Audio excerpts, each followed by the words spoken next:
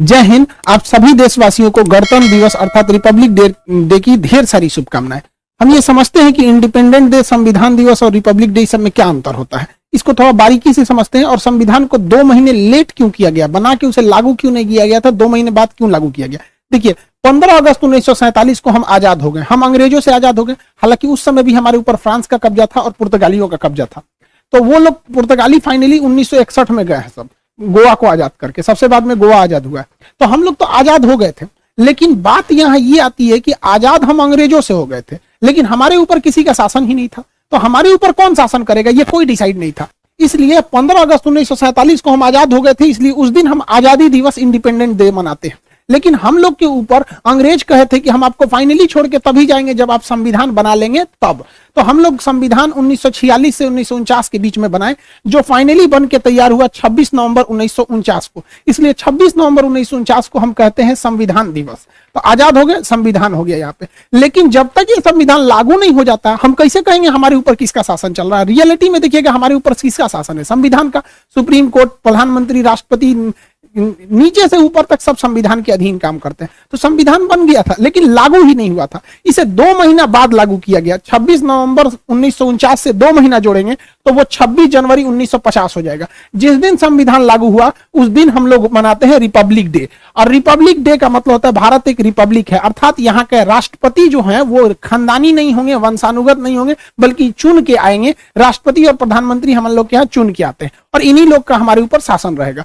इस वजह से जिस दिन हम आजाद हुए उस दिन को हम 15 अगस्त यानी स्वतंत्रता दिवस, इंडिपेंडेंट मनाते हैं। संविधान जिस दिन बनकर तैयार हुआ था कि उसको मनाते हैं 26 नवंबर को संविधान दिवस। लेकिन जिस समय हमारे ऊपर उस संविधान को लागू कर दिया गया, हम लोगों को संविधान के अधीन किया गया, उस दिन को हम मनाते हैं 26 जनवरी के रूप में, रिपब्लिक डे के दिन। यह हम टोटल मैटर ये समझिए कि इसे 2 महीना लेट क्यों किया गया था, ये समझना है। तो अब हम इतिहास में चलते हैं, क्यों इतना लेट हुआ था। एक्चुअली जब द्वितीय विश्व युद्ध चल रहा था तो उस समय इंग्लैंड को बहुत ज्यादा क्षति हुई थी। जर्मनी ने धो दिया था, लंदन पर 15 दिन 15 रात बिना रुके बम गिराया था। तो इंग्लैंड की जनता जो थी युद्ध से पूरी तरह त्रस्त थी। वहां कंजर्वेटिव पार्टी की सरकार थी, विंस्टन चर्चिल प्रधानमंत्री थे। उसी समय विपक्ष में जो थे लेबर पार्टी की थी, जिसके नेता थे क्लीमेंट एटली। तो क्लीमेंट एटली ने कहा था कि अगर हमारी सरकार आएगी तो हम भारत को स्वतंत्र कर देंगे। तो भारतीयों ने भी उनका समर्थन किया था और क्लीमेंट एटली की जब सरकार बनी तो वो भारतीयों को स्वतंत्र करने के पक्ष में आ गए। उन्होंने अपने 3 कैबिनेट मंत्री, आप देखते होंगे भारत में भी कैबिनेट मंत्री होते हैं, जैसे रक्षा क्षेत्र के कैबिनेट मंत्री राजनाथ सिंह है, विदेश मंत्रालय के कैबिनेट मंत्री एस जयशंकर साहब है। तो अलग अलग कैबिनेट मंत्री होते हैं। तो उन्होंने अपने 3 कैबिनेट मंत्रियों को भारत भेजा, जिसको 1946 में वो भारत आए थे, जिस वजह से इसे कहा गया कैबिनेट मिशन। अब ये कैबिनेट मिशन जो था इसमें 3 सदस्य थे। एक का नाम था क्रिप्स, अलेक्जेंडर और लॉरेंस। ये ट्रिक याद रखिएगा, एग्जाम में पूछता है। क्रिप्स, अलेक्जेंडर और लॉरेंस, ये 3 सदस्य थे। इसका लीडर कौन था, तो इसका भी ट्रिक है। एल से होता है लीडर, एल से हो जाएगा पैंथिक, लॉरेंस। तो लॉरेंस ही इसका लीडर था। एग्जाम प्रोस्पेक्टिव से इसे याद रखिएगा, डेट और किसमें कितने सदस्य थे। ये 3 लोग हैं, इन्होंने भारत को 3 बड़े काम करने को दिए। पहला, इन्होंने कहा कि आप अंतरिम सरकार बना लीजिए और अगले 5 सालों तक आप सीखिए कि सरकार कैसे चलाया जाता है। इसलिए आप देखिएगा हमारे यहाँ चुनाव, आजाद हो गए थे हम लोग 1947 में है, लेकिन हमारे यहाँ प्रधानमंत्री का चुनाव हुआ 1951 में, बने प्रधानमंत्री 52 में। यानी ये 5 साल जो सरकार चली थी वो अंतरिम सरकार चली थी, हम लोग की ओरिजिनल सरकार नहीं थी। ये अलग टॉपिक है, इसको हम आपको एप्लीकेशन के क्लास में पूरा समझा दिए। मेन आते हैं संविधान पे। इसी कैबिनेट मिशन में इन लोगों ने कहा कि आप लोग अपना एक संविधान बना लीजिए, जब तक संविधान पूरी तरह से लागू नहीं हो जाता हम आप लोग की देखरेख करेंगे, जैसे लागू हो जाएगा हम चले जाएंगे। तो संविधान बनने की प्रक्रिया चालू हुई कैबिनेट मिशन के आधार पर। यहाँ पर 1946 से बने।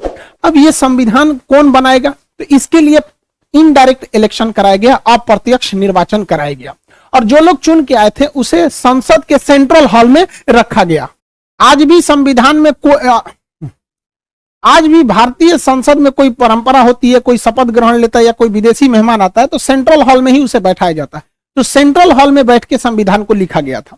संविधान सभा में जो इलेक्शन हुए थे, ये एग्जाम में अक्सर क्वेश्चन पूछता है, ये चुनाव अप्रत्यक्ष रूप से किया गया था। इसमें जब संविधान सभा में चुनाव चल रहा था तो 1946 में संविधान सभा का जो गठन किया गया, उस समय 389 सदस्य थे, क्योंकि उस समय अखंड भारत था, ना बांग्लादेश टूटा हुआ था, यानी पूर्वी पाकिस्तान भी नहीं था और पश्चिमी पाकिस्तान भी नहीं था। टोटल 389 लोग मिलकर संविधान को बना रहे थे। लेकिन अगले ही वर्ष संविधान भारत का विभाजन हो गया, तो जो लोग पंजाब पाकिस्तान से चुन के आए थे वो यहां से चले गए वहां पर, जिसमें सबसे प्रमुख आप लियाकत अली का नाम सुनेंगे। लियाकत अली भारत में मतलब वित्त मंत्री थे, बाद में जाकर उधर पाकिस्तान चले गए।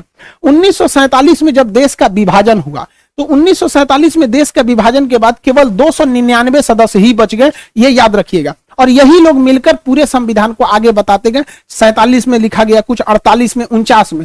फाइनली जब संविधान पर हस्ताक्षर करने की बात आई तो 1950 तक, 24 जनवरी 1950 को जब फाइनल हस्ताक्षर हो रहा था तो कई लोगों की देहांत हो चुका था। फाइनली बचे थे लोग 1950 में 284 लोग। तो फाइनली संविधान पर जो 13 किलो का हमारा संविधान है, ओरिजिनल संविधान 13 किलो का है, उस पर जो हस्ताक्षर है वो 284 लोगों का ही है। हालांकि बचे थे इतने लोग, ये लोग तो देहांत से गए थे, जिसमें 15 महिलाएं हैं। तो सोचिए, महिलाओं के हम लोग महत्व को कभी नहीं भूल सकते हैं। संविधान बना कैसे, तो इसके लिए अलग अलग कमेटी बनाई गई और उनकी जिम्मेदारी सौंपी गई कि आपकी ये कमेटी है, आपकी ये जिम्मेदारी रहेगी। राज्यों को कैसे चलाना है, ये राज्य कमेटी है, आप बताइएगा। तो अलग अलग करके ऐसे कुल 13 समितियों को बनाया गया था। 13 कमेटी बनी थी जो सहमति से अपना डिसीजन लेती थी, सर्वसहमति से नहीं होता था। सहमति जिसमें ज्यादातर लोगों की सहमति है, वही डिसीजन को मान लिया जाता था। इस समितियों में सबसे प्रमुख जो समिति थी उसका नाम था प्रारूप समिति, इंग्लिश में कहते हैं ड्राफ्टिंग कमेटी। इस ड्राफ्टिंग कमेटी के जो अध्यक्ष थे वो भीमराव अंबेडकर साहब थे। बहुत ही विद्वान, मतलब हम क्या कहें इनकी विद्वता के बारे में, उतना शब्द ही नहीं है हमारे पास। इन्होंने पूरे कमेटियों में आपस में कोऑर्डिनेशन बनाया, कहां क्या गलत है क्या सही है उसको सुधार कराया। तो भीमराव अंबेडकर 13 समितियों में जो सबसे प्रमुख समिति थी प्रारूप यानी ड्राफ्टिंग समिति, उसके चेयरमैन थे, जिस वजह से इन्हें फादर ऑफ इंडियन कॉन्स्टिट्यूशन के नाम से भी जाना जाता है।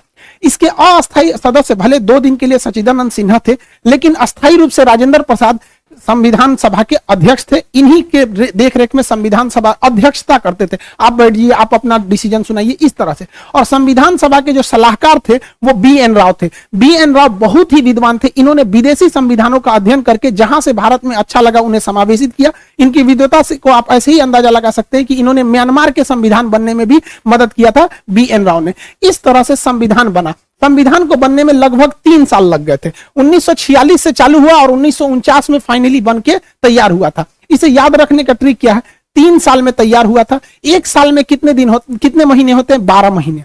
तो 1 साल में 12 महीने, आप 3 साल में ना 12 घटा दीजिएगा। जब आप 3 साल में 12 घटाते हैं तो बचता है 2 साल 11 महीने और 18 दिन। तो ये ट्रिक के तौर पे आप याद रखेंगे। 2 साल 11 महीने 18 दिन में टोटल संविधान बनकर रेडी हो गया था। जब संविधान बना था तो उस समय संविधान के कुल चैप्टर यानी भाग की संख्या 22 थी।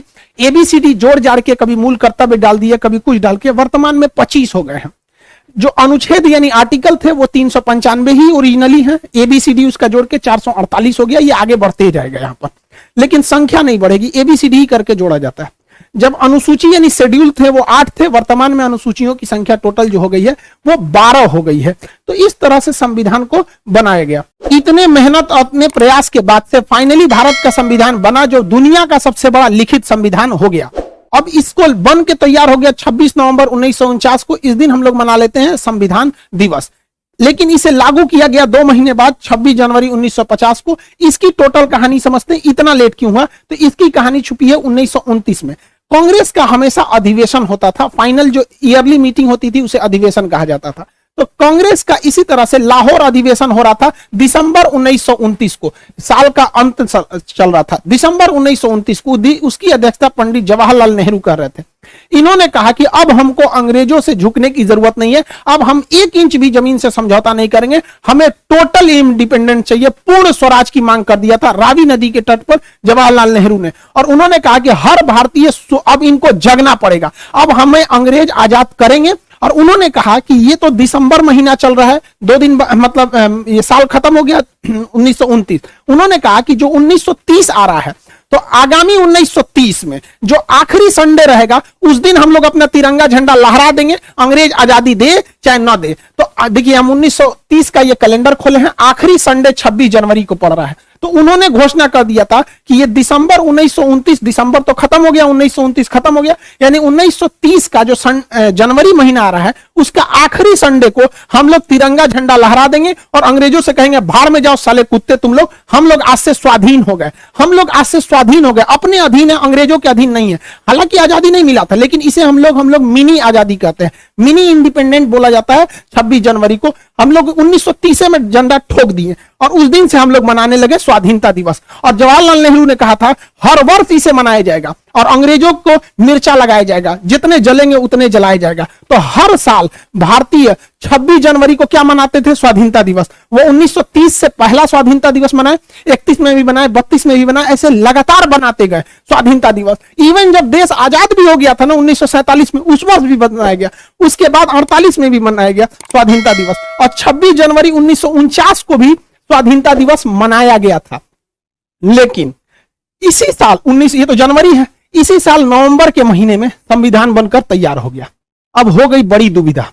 देखिए, स्वतंत्रता दिवस तो अपने जगह पे है कि हमें उस दिन अंग्रेजों से आजादी मिली थी, इसमें कोई दिक्कत नहीं है। लेकिन जब संविधान इसी साल बन के तैयार हुआ 1949 में ही, क्योंकि ये तो पहला महीना है और ये 11वां महीना है, तो हम लोग ने स्वाधीनता दिवस मनाया था कि हम अपने अधीन हैं। लेकिन संविधान बन गया, संविधान कहता है कि आप अपने अधीन नहीं है, आप संविधान के अधीन है। तब तो हो गया कि भैया संविधान अगर इस दिन लागू कर देंगे तब तो बवाल हो जाएगा, क्योंकि हम लोग को ये वाला त्योहार छोड़ना पड़ेगा। और जिस त्योहार को कोई पिछले 20 सालों से मना रहा हो 1930 से, कोई कैसे छोड़ देगा? इससे लोगों का इतिहास जुड़ा था। तो दिमाग लगाया गया, कहा गया कि देखिए, जब किसी के घर बेटी का बियाह होता है ना तो बहुत दुख होता है, लेकिन उसी दिन बेटा का भी बियाह रख देंगे ना तो पतो आने का खुशी हो जाता है, तो थोड़ा कभी खुशी कभी गम वाला हो जाता है। तो संविधान वालों ने देखा कि इस दिन का तो महत्व ही खत्म हो जाएगा, इसलिए दिमाग दिया गया, एक काम करते हैं, 2 महीना का तो बात है, 26 नवंबर 1949 है, एक महीना रुकेंगे तो 26 दिसंबर 1949 आएगा, और एक महीना और रुक जाएंगे तो 26 जनवरी 1950 हो जाएगा। एक काम करते हैं, संविधान को इस दिन बना लिए हैं, लागू नहीं करेंगे, लागू करेंगे 2 महीना बाद 26 जनवरी 1950 को, और ले आके एक दूसरे पे थोप देंगे, बस हो गया। यहां जो स्वाधीनता दिवस मना रहे थे उसके ऊपर चढ़ गया संविधान, और संविधान कह रहा है कि भारत एक लोकतंत्र रहेगा, ये रिपब्लिक रहेगा, यहाँ के राष्ट्रपति का इलेक्शन होगा, कोई वंशानुगत नहीं रहेगा यहाँ पर। तो ये हो गया स्वाधीनता दिवस। तो जानबूझकर इस स्वाधीनता दिवस को बचाने के लिए इसको इसके ऊपर थोप दिया गया, वरना इसका महत्व कम हो जाता है, क्योंकि हम संविधान के अधीन हो जाते हैं। तो ये था टोटल संविधान को बनाने का। तो हम लोग 26 जनवरी आज ही के दिन संविधान को लागू कर लिए, हालांकि बना लिए थे 2 महीना पहले ही। तो हम लोगों ने इसे 2 महीना इसीलिए लेट किए कि हमारा 26 जनवरी यानी स्वाधीनता दिवस बरकरार रहे। इस दिन राजपथ पर परेड होता है, इस दिन ज्यादातर हथियारों को प्रदर्शित किया जाता है, हमारी क्या क्या डिफेंस में है, क्या क्या नए नए आविष्कार है, एक तरह का शक्ति प्रदर्शन कर लीजिए, इस चीज को हम लोग कह सकते हैं शक्ति प्रदर्शन। दुश्मन डरे, देखो हम लोगों ने क्या किया है, मिसाइल, तोप, टैंक सब यहाँ पर दिखाए जाते हैं। और मुख्य अतिथि के तौर पर भी बुलाया जाता है। राष्ट्रपति तो झंडा फहराते ही है, प्रधानमंत्री भी रहते हैं, तीनों सेनाओं के अध्यक्ष भी रहते हैं, और मुख्य अतिथि को भी बुलाया जाता है। ये शुरू से ही परंपरा रही है, चाहे कलाम साहब हमारे राष्ट्रपति रहे हो, या प्रणब मुखर्जी जी रहे हो, या रामनाथ कोविंद साहब रहे हो, हमेशा कोई ना कोई मुख्य अतिथि आता है। इससे क्या होता है कि उस देश से हमारा घनिष्ठता को भी दर्शाता है कि हम जो करीबी देश है उसी को ही मुख्य अतिथि बनाते हैं। इस बार जो मुख्य अतिथि बनाया गया है, बुलाया गया है, बहुत ही सोच समझ के, मतलब एशिया को पूरी तरह बैलेंस करने के लिए। एशिया का ये वाला एरिया कहलाता है सेंट्रल एशिया, ये रूस से टूटे हुए हैं। इसमें 5 देश आते हैं, Kazakhstan, Kyrgyzstan, Tajikistan, Turkmenistan, Uzbekistan. इन 5 देशों को, ये जो 5 देश हैं, इनको संयुक्त रूप से बुलाया गया, 5 को चीफ गेस्ट बनाया गया है इंडिया में। इतना महत्वपूर्ण है कि इसके रास्ते हम लोग पूरे यूरोप में जा सकते हैं, क्योंकि ईरान के चाबहार बंदरगाह से हम रेलवे लाइन यहां ले जा सकते हैं और यहां से पूरे यूरोप में एंट्री कर सकते हैं। तो ये सेंट्रल एशिया से हमारा रिलेशन बनाना बहुत जरूरी है। सेंट्रल एशिया इतने महत्वपूर्ण है, ये आप अंदाजा लगाइए। इस्लामिक ऑर्गेनाइजेशन की जो मीटिंग हो रही थी पाकिस्तान में, तो इन लोगों ने उसकी मीटिंग छोड़ के भारत की मीटिंग को अटेंड कर लिया। चाइना इससे इतना डरा हुआ है कि आज 26 जनवरी को ये लोग मुख्य अतिथि के रूप में हैं। चाइना कहा कि आप हमारे पास आइए ना 25 जनवरी को, तो ये कहा कि कौन सी खिलवाड़ समझे हैं, हम चीफ गेस्ट बने हैं, कैसे एक दिन में वहां चल जाएंगे, यहां चल जाएंगे, नहीं आ पाएंगे। तो चीन कहा कि ये तो गड़बड़ बात है, ये तो भारत के फेवर में चल जाएगा, सब गड़बड़ हो गया। कहा कि ठीक है, हम लोग जूम पे मीटिंग कर लेंगे, वर्चुअल मीटिंग। इतना डरा हुआ है। तो बहुत बेहतरीन मतलब फॉरेन पॉलिसी भारत की जा रही है, ये अच्छी बात है हमारा। तो आप ये समझ गए कि हम लोग को आजादी कब मिली थी? आजादी मिली हम लोग को 15 अगस्त 1947 को। देखिए इस दिन देश बना नहीं, इस दिन देश आजाद हुआ। हालांकि कई लोग का 1498 में वास्को डी गामा भारत की खोज नहीं किया था, भारत पहुंचने वाले रास्ते की खोज किया था। भारत का कोई व्यक्ति नहीं बता सकता है कि भारत का प्रारंभ कब से हुआ, कोई नहीं बता सकता है, इसका कोई आरंभ नहीं है। हाँ, पाकिस्तान का जन्म जरूर हुआ था 14 अगस्त 1947 को। इससे पहले पाकिस्तान का कोई इतिहास नहीं है। पाकिस्तान के इतिहास की किताबों में यूरोप का इतिहास पढ़ाया जाता है, क्योंकि इनका अपना तो कोई इतिहास नहीं है। तो पाकिस्तान का इस दिन जन्म हुआ था और हम लोग को इस दिन आजादी मिली थी। तो जन्म और आजादी में अंतर होता है, हमारा जन्म नहीं हुआ। गीता में भगवान श्री कृष्ण ने कहा था कि जिसका जन्म हुआ है उसकी मृत्यु निश्चित है। देखिए हम और आप गलत हो सकते हैं, गीता की बात तो गलत नहीं होगी। चुट्टे का जन्म हुआ है, इसकी मृत्यु निश्चित है, वापस आएगा ये भारत में यहाँ पर, और हम अखंड भारत हो जाएंगे, ये हम लोग की भी कामना है। लेकिन एक और बात संदेश की, देखिए 26 जनवरी के दिन किसी भी तरह का प्रोटेस्ट स्वीकार्य नहीं है। आरा के लड़के, जहानाबाद के लड़के, आप जो प्रोटेस्ट कर रहे हैं 26 जनवरी को, इसको आप लोग को नहीं करना है। जयपुर के भी लोगों से हमारी बात हुई, उन लोग को भी हम समझा रहे हैं भाई 26 जनवरी आज राष्ट्र को समर्पित होना चाहिए, आज कहीं भी प्रोटेस्ट नहीं होना चाहिए। और ये प्रोटेस्ट पूरी तरह से लीडरलेस है। आप पटना के डीएम साहब का भी स्टेटमेंट सुनिए, ये स्टूडेंट से मिलने गए थे वहां।